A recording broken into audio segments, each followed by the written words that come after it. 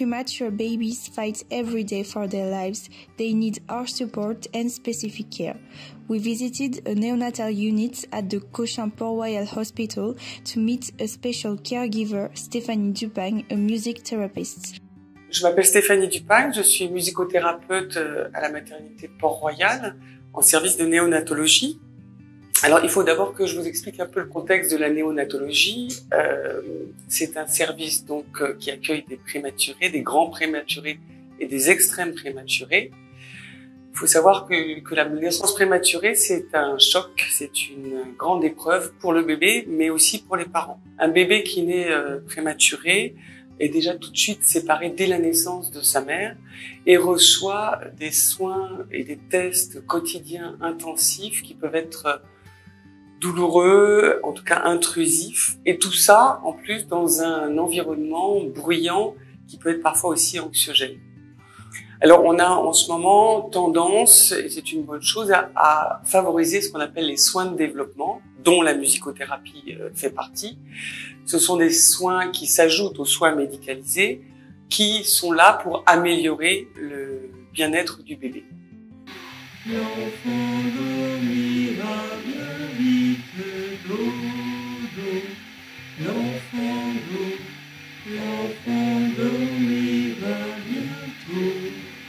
Ça fait longtemps que votre enfant est né en Goa. Voilà, ça fait 4 semaines. 4 semaines. Ça fait un mois aujourd'hui. Est-ce que vous avez fait d'autres séances de musicothérapie pour se faire? Oui, on a déjà fait une séance la semaine dernière. Je chante tous les jours à mon fils. Oui, c'est ce que j'entends. J'essaie toujours d'avoir un contact. On n'avait pas le droit de le toucher au début, donc au moins la voix, c'était un peu plus simple. Et le bénéfice sur votre enfant quand vous plus apaisé. C'est quelque chose que vous allez continuer quand vous pourrez. C'est un truc que j'ai déjà fait avec ma fille depuis 17 ans, ma première. Je vais faire aussi avec mon petit nouveau. Donc oui, c'est quelque chose, je pense que c'est important. On sait grâce à des études que le stress est nuisible pour le développement du bébé et peut avoir des implications neurocomportementales et psychologiques pour l'enfant après. Donc on est très attentif à enlever et à diminuer ce stress lors de l'hospitalisation, et ce notamment par la musicothérapie. Le chant est adressé à l'enfant, donc avec des modulations en fonction de son comportement, avec un rythme, avec des tonalités différentes qui doivent s'adapter. Les bébés, pour être calmés, préfèrent des sonorités basses, ils écoutent mieux les basses fréquences, un rythme lent, répétitif, à l'image des berceuses, quelque chose de lancinant. Alors, elle est née à 25 semaines et 4 jours, donc ça fait 17 jours qu'elle est ici. Est-ce que vous avez fait de nombreuses séances de musicothérapie? On en a fait 3. C'est ça. Vous avez vu du coup les bénéfices sur votre fille? On avait déjà vu qu'elle allait vraiment bien quand on chantait, mais là quand on a chanté à 3, c'était assez flagrant, elle était très apaisée. Nous, ça nous a fait très plaisir qu'il y ait autre chose que les soins ici en fait. Voilà. Je trouve ça très agréable. Il y a des choses qui reviennent un peu plus dans la normalité. Il arrive parfois aussi que des mamans des papas soient trop stressés, et c'est bien légitime, pour pouvoir accompagner correctement leur bébé. À ce moment-là, à leur demande ou sur ma proposition, je les installe confortablement dans un fauteuil, je leur demande de fermer les yeux et à ce moment-là, je chante pour toute la famille. C'est un effet très relaxant, très reposant pour les parents et qui leur permet, dans un état moins stressé, de mieux accompagner leur bébé.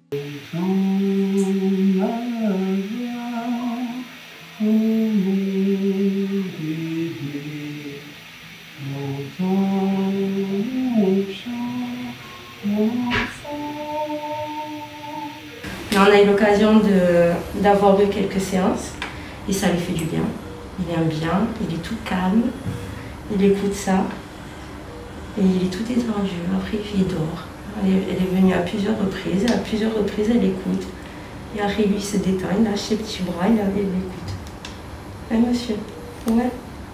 Oui, parce que c'est important, il y a des mamans qui ne chantent pas. Comme moi, je ne suis pas une grande fan de chant. Et ça leur apporte beaucoup quand même, je trouve que ça fait du bien. Au début, je trouvais un peu ça bizarre. Mais non, finalement, je vois qu'il est réceptif.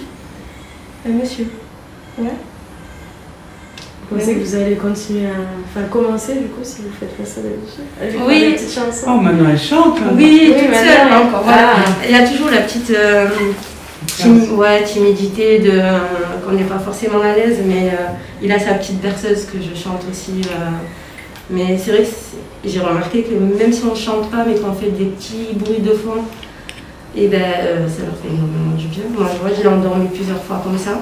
Et en lui parlant, c'est ça? en lui faisant des... Ouais, c'est ça, mais c'est très bien. Un petit cœur. Maman, tu chantes ta petite berceuse. Ouais. Mais ouais, en tout cas, ouais, je compte continuer à la maison.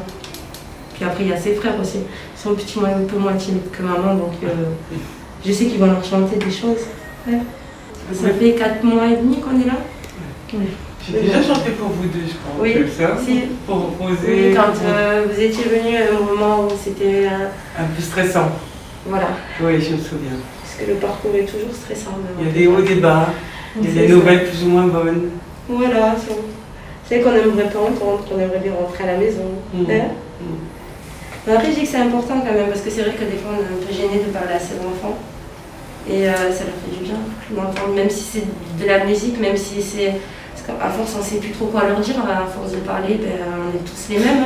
On est là, on a des trous, on a des blancs. Et ça peut aider aussi les parents de chanter à la place aussi de parler.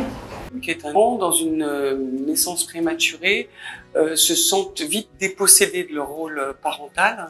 Ils se sentent impuissants, ils ont peur de mal faire, ils ont peur de ne pas savoir faire. Et donc sont un peu frustrés et en état de stress aussi à cause de ça. Est-ce que je vais être assez capable? Est-ce que je vais être un bon parent? Donc en leur redonnant ce rôle de s'adresser à leur bébé, de chanter avec leur voix qui est une voix unique que seul le bébé reconnaît, ça leur donne une importance, ça leur donne un rôle primordial. Il est né à combien lui? 24 semaines et un jour. Combien de poids? 585 grammes. Ah oui, c'est un grand courageux. On revient T'es forte, vous êtes aussi courageux l'un que l'autre, t'es aussi fort que maman. Bah, merci beaucoup en tout cas pour tout ce que vous avez dit, c'est très gentil. Ah ben merci, après c'est ce que je pense. Hein,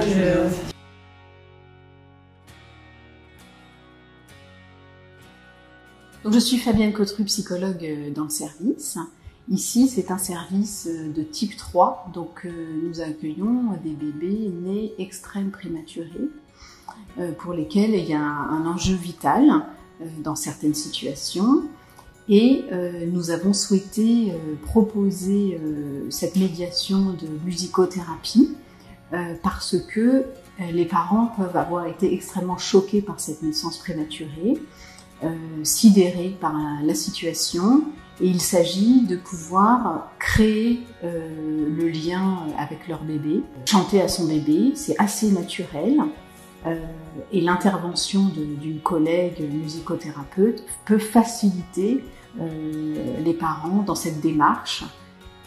C'est également une manière d'humaniser le soin qui est extrêmement technique dans ce service, où un enfant, durant son hospitalisation de quelques semaines, peut avoir reçu 300 soins invasifs.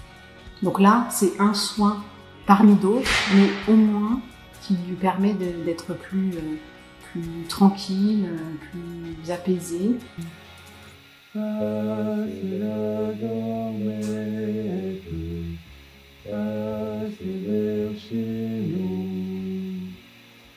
Donc moi je viens parfois avec un cahier de berceuse, je propose de chanter avec les mamans et les papas et on chante comme ça pour le bébé. Parce que lorsque l'on chante et lorsque l'on reçoit un chant, il y a l'augmentation de l'hormone l'ocytocine, qui est une hormone de l'attachement, l'hormone du plaisir, qui favorise de la diminution de la douleur et du stress. Donc c'est tout bénéfice et pour la maman qui se désangoisse et déstresse en chantant et pour le bébé qui accueille ce chant. C'est un travail aussi qui se fait en collaboration avec l'équipe soignante et c'est très important. Je demande toujours le contexte familial, médical avant d'aller en chambre. C'est les infirmières souvent qui m'indiquent une chambre à aller visiter, soit parce que la maman est stressée, soit parce que le bébé est un peu nerveux, douloureux ou trop apathique. Donc c'est une vraie collaboration et c'est très important. Souvent, Les soignants m'accompagnent, ça leur fait aussi beaucoup de bien de pouvoir écouter du chant ou de faire leurs soins accompagnés par le chant. Elles me disent que ça les apaise aussi, donc c'est aussi bien agréable pour elles. Et puis parfois elles chantent avec moi et c'est bien parce que ça donne un autre rapport entre le soignant et les parents. Tous les deux prennent du plaisir ensemble à faire la même chose et ça change un peu la donne.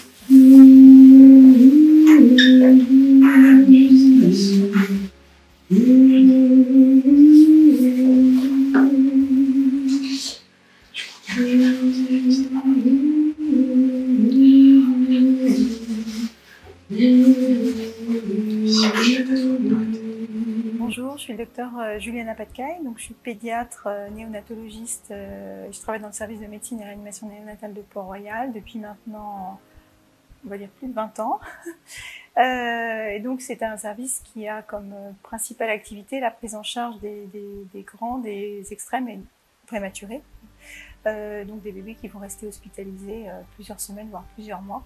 Et donc dans ce cadre-là, on a intégré l'intervention de Madame Dupagne, qui est donc une musicothérapeute, qui vient dans notre service une après-midi, et maintenant 2 après-midi par semaine, pour faire des ateliers de chant.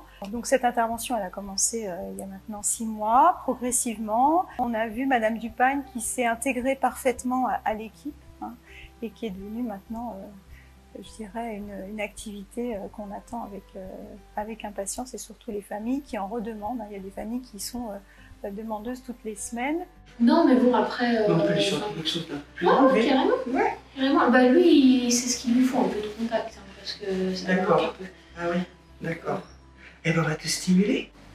T'as pas froid? Non, t'as pas froid. Ah. Comment ça va? L'intégration de la musicothérapie dans les soins, hein, qui se fait donc depuis plusieurs mois dans notre service, est vraiment très important. On connaît l'importance de maintenir le lien mère-enfant, père-enfant, famille-enfant, au travers donc de la voix, hein, du contact, du toucher. Donc on favorise le pot à pot dès les premiers jours d'hospitalisation de l'enfant. On essaye de maintenir la voix parentale, mais on sait que malheureusement dans les conditions actuelles, on ne peut pas proposer aux parents de rester 24 heures sur 24 à l'hôpital. Et donc par ces interventions-là, on essaye vraiment de tisser un lien et de faire que les parents se sentent à l'aise en présence de leur enfant.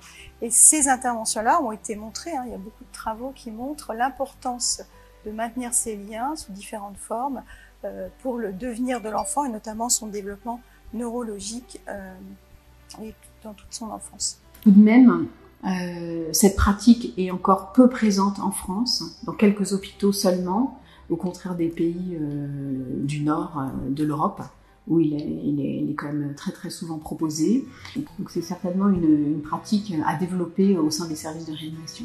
Je profite aussi de cette occasion pour parler d'une association Néosens, qui est une association qui a été créée à partir d'un collectif de soignants de notre service, de Port-Royal. Elle rassemble plusieurs professionnels de santé, des infirmières, des puéricultrices, des médecins, et dont l'objectif est de soutenir en fait le bien-être, le confort, pas seulement des enfants, mais aussi des familles, hein, dans une globalité, et aussi des soignants, sur des parcours qui sont souvent très longs, de plusieurs semaines, plusieurs mois. L'idée, c'est de pouvoir proposer des ateliers de couture, des ateliers de portage, des ateliers de massage, à la fois pour les enfants et pour les parents. Se rassembler aussi autour d'événements sportifs, hein, qu'on pourrait imaginer, d'ateliers même gustatifs. Hein, ça, c'est notre objectif. Donc on a plusieurs partenaires déjà qui sont motivés pour participer à faire des activités, soit des kinésithérapeutes pour faire des massages, des puéricultrices pour faire des ateliers de manipulation des bébés, de portage. L'objectif, c'est aussi de rassembler des gens extérieurs qui sont sensibilisés à l'énéonat, qui pourraient participer à ces ateliers, donc soit par des actions, hein, en proposant leurs services ou leur qualité, leur création, ou nous soutenant financièrement, hein, avec des dons, pour pouvoir justement rétribuer ces activités et pouvoir les déployer. Notre association, elle s'appelle Néosens. Donc c'est une association à but non lucratif, loi 1901, qui a été créée il y a maintenant 1 an. Et voilà, qui commence à s'organiser avec de plus en plus de gens qui vont nous rejoindre.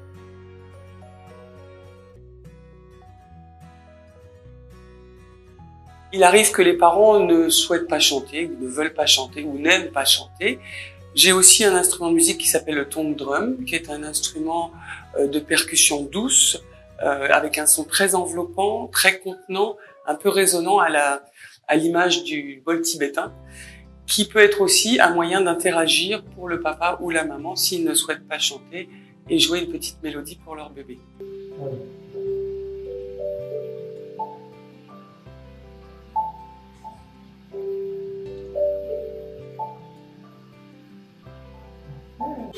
Et donc, si vous jouez, voilà, préférez plutôt ces notes-là que les très aiguës. Regardez, elle ouvre tout de suite les yeux.